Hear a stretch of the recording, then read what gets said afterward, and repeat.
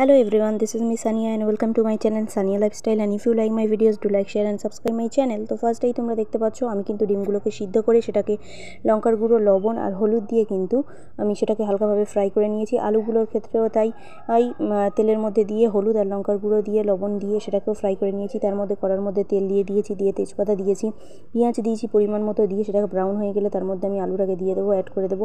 Add করার পরেই কিন্তু আমি তার মধ্যে কিছুক্ষণ ভাজার পরে আলুটা তার মধ্যে লবণ, লঙ্কার গুঁড়ো, হলুদ গুঁড়ো দিয়ে এটাকে ভালোভাবে ফ্রাই করব। কিছুক্ষণ ফ্রাই করার পর আমি এটার মধ্যে আদা রসুনের পেস্ট অ্যাড করব।